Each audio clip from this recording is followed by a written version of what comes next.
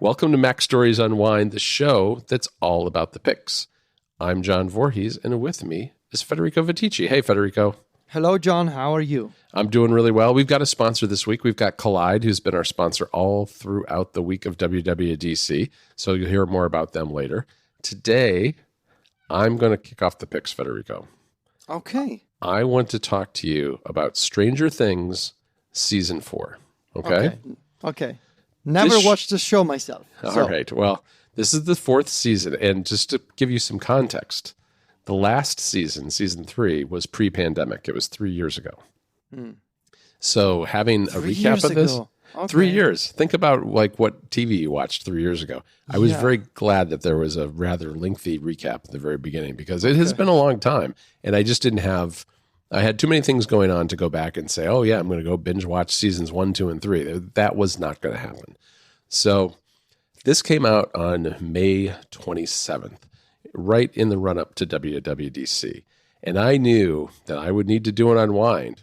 So I started watching a couple of days later. Before we got super busy with the preparations, I sat down on like a Friday night and started watching the first episode. And I was immediately hooked. I've always liked Stranger Things. It's kind of this sci-fi horror family drama combination show that has a lot of nostalgia because it takes place in the 80s. Okay. And those early seasons, like season 1, these kids who are all the main characters of the plot here, they were in elementary school. So they're riding around in their neighborhoods on their bikes. It has like this very Steven Spielberg feel to it where, it's like it's set in a place called Hawkins, Indiana. It's like small town America, Midwest. Kids don't have much to do other than ride around on their bikes. And, it's pre-internet and they use their walkie-talkies and go exploring the woods. And, it's very, very nostalgic for Gen Xers and people like that. The current season, though, the kids have grown up quite a bit. These original, especially, the actors themselves are quite a bit older now. And they are still playing kids that are much younger than their actual ages. But when season 4 starts, it's 1986, and they are freshmen in high school. So they're trying to fit in. It's the typical storyline you'd find for, kids who just started at a big school trying to fit in. And so these kids are very geeky. And they've a couple of them at least have fallen in with this Dungeons and Dragons club. Mm-hmm. And the leader of the Dungeons and Dragons club becomes one of the suspects in a series of deaths that happen in the town. And I don't want to spoil this because it's still a fairly recent show that I don't want to give away too much. But there, something funny is happening in Hawkins again, which is not surprising. Whatever monsters have been discovered in past seasons have not been totally excised from the surroundings, and something really weird and supernatural seems to be happening. So this one guy has been they're convinced that maybe his name's Eddie, has killed this girl because he's like a drug dealer and they were seen together. And the kids who live in Hawkins, who were the center of attention of the previous seasons, they set out to figure out what's going on because they don't believe it's him. And at the same time, there are a couple of other plot lines happening here. You've got Mike and Elle, who's 11. Who 11 is? How do I explain this to you? You've never seen this. She is a girl who, with a lot of other kids, were part of an experiment in a top secret lab in Hawkins to give these kids paranormal powers. Okay. And so she had, in earlier seasons, though she lost this power at the end of season 3, the power to control things with her mind, basically. And so Mike and she are boyfriend, girlfriend, but she, at the end of season 3, has moved away to California and is living there with a family because the person who had taken her under his wing, who was one of the was like the sheriff of the town, he in season 3 has everybody he has died at the end of season 3. And so she goes off with this other family in California, and Mike goes and visits her. And then there's a third plot line, which is Joyce, who's the mother of the kids who go off to California. She had a love interest with this police officer, and she gets a message from Russia claiming that he is alive. And so she goes off to discover whether or not he's actually still alive. And that's about where I'm going to leave it with the plot without giving too much away. Now, as I said, I sat down and watched this show. I got really hooked. I watched the first 4 episodes in one shot, which, with a lot of binge TV, that's not a lot. You might think a couple of hours. This was like 5+ hours the first night, because these are long episodes. Each one, I think they average around an hour and 15 minutes, but there are ones that are over an hour and a half in that. Oh, wow. And so it takes a bit of dedication. I think that this show could have done with some more editing. I mean, it really takes its time in telling the story, and I think that there are aspects of it that probably could have been tightened up a bit. That said, though, I've really still enjoyed it a lot. The way they're doing this too, and this is I think really plays into Netflix's current troubles in the streaming industry. They've split this season up into 2 parts. The first 6 episodes came out May 27th. So if you're a subscriber in May, you're good to go. The last 2 episodes come out July 1st.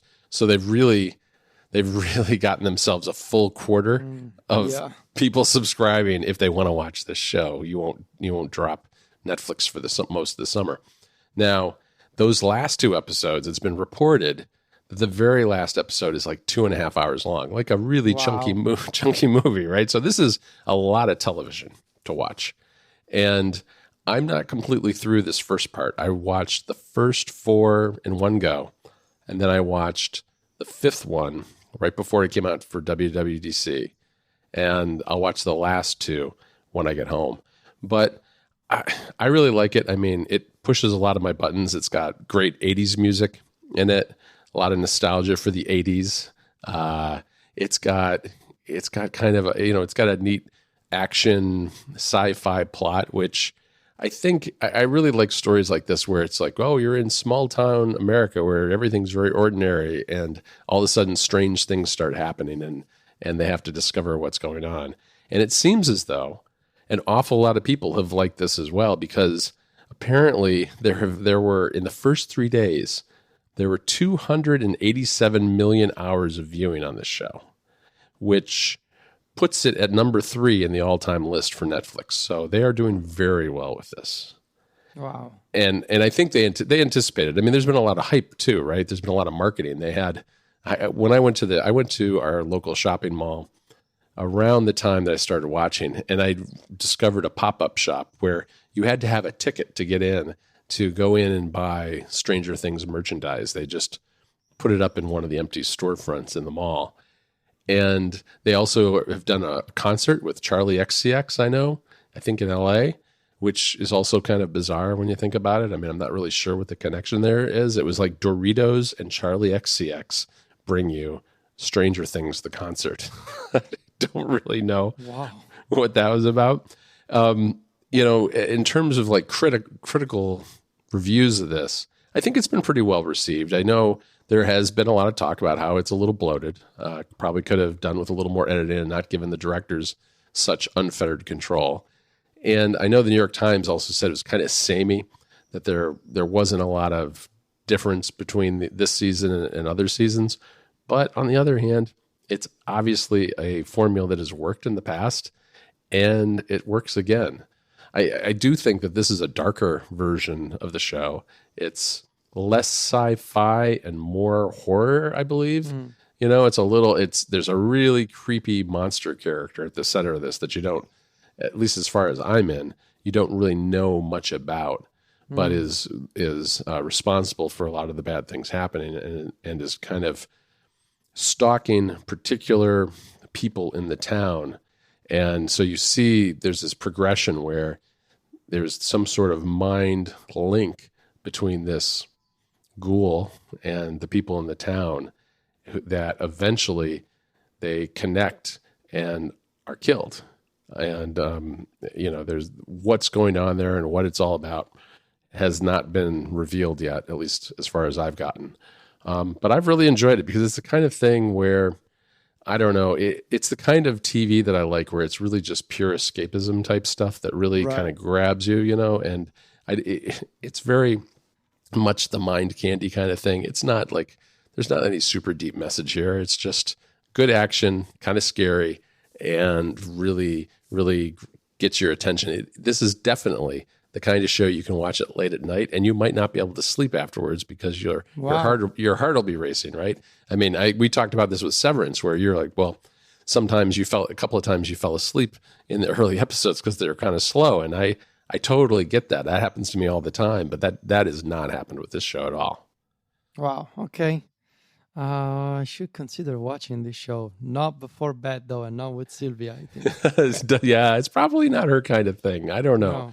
But you've got a lot of catching up to do if you want to go back to three whole other seasons. But, it's the kind of thing, give yourself some time, maybe at the beach at night or something. I don't know. Not too late at night, but, you could do it after dinner or something. All right. This episode of Mac Stories Unwind is brought to you by Collide. Collide sends employees important, timely, and relevant security recommendations for their Linux, Mac, and Windows devices right inside Slack. Collide is perfect for organizations that care deeply about compliance and security, but don't want to get there by locking down their devices to the point where they become unusable. Instead of frustrating your employees, Collide educates them about security and device management while directing them to fix important problems. Visit collide.com/MSU to sign up today. That's KOLIDE.com/MSU. Enter your email when prompted to receive your free Collide gift bundle after trial activation. At Collide, they know that end users are IT admins' most significant untapped resource and key to solving the most challenging to fix security issues, including instructing developers to set passphrases on unencrypted SSH keys, finding plain text two-factor backup codes and teaching end users how to store them securely, convincing employees to uninstall evil browser extensions that may sell their browser history, and a whole lot more. Those are just some of the many use cases not solved by locking down devices. You can try Collide with all of its features on an unlimited number of devices for free for 14 days with no credit card required. Try it out at collide.com/MSU. That's KOLIDE.com/MSU. Our thanks to Collide for their support of Mac Stories Unwind. My pick is kind of a short and different pick, just because it's an accessory. It's a hardware pick for something that I've started testing over the past few weeks, but I really need to put in more time. It's the Khadas tea, as in tea, the beverage. Mm-hmm. It's an ultra slim headphone amplifier for the iPhone. It's like a portable DAC for your iPhone. So this is the headphone amplifier that I've always wanted to have on my iPhone. So what problem does it solve? This is a very slim, MagSafe compatible. It attaches magnetically to the back of your iPhone amplifier that allows you to use wired audiophile headphones with your iPhone, which is normally impossible because the iPhone doesn't have a headphone jack anymore. And even if it did, it wouldn't be able to power certain headphones or in-ear monitors, right? But in the past, I've used portable DACs. The problem was that these were these tiny bricks that would just, you would connect them with a cable, with a Lightning to USB-C cable, and then it would be just something the size of a portable battery consistently attached via cable to your iPhone. So it wasn't exactly portable, and it wasn't exactly, nice to use because you would always have this thing hanging by your iPhone. So what the T solves is it becomes one device with your iPhone, right? It becomes one accessory that attaches to the back of your iPhone, just like a MagSafe wallet, essentially. So the design is in itself like a terrific aspect of the T DAC because you just snap it onto the back of the phone and you're good to go. then it comes built in the package with a short Lightning to USB-C cable, so you can just neatly wrap it around the back of your iPhone onto the bottom edge of the T DAC, and so nothing gets in the way. You don't have any cables just hanging by, and the amplifier itself is so thin. It really feels like a MagSafe wallet, but it has a 3.5 millimeter audio jack. And it has a built-in DAC. It's one of the ESS DACs. I don't remember the exact model. But the idea is it amplifies the signal coming from your iPhone, from apps like Apple Music, for example, and it converts it to an analog signal, right? It converts digital to analog, and it allows you to use headphones that you own. If they're not too power hungry, of course, you cannot use something like a very power hungry Hi-Fi Mensus Vara with this, for example. But I've tested my in-ear monitors. I've tested my Abyss Diana headphones with a 3.5 millimeter jack, and it sounds incredible. The fact that I can listen to Apple Music lossless or hi-res lossless in bit-perfect audio with those wired headphones on my iPhone with Apple Music without sacrificing the portability of my iPhone is incredible. This is the accessory that I've always wanted someone to build, and it almost feels unreal that it exists. In addition to having an audio jack and MagSafe attachment, it has its own built-in battery. So the battery lasts 8 hours, which is great. And it also supports those higher resolution Bluetooth standards. So LDAC and aptX HD are both supported. So if you have wireless headphones that support the better versions of Bluetooth, you can also use them with this.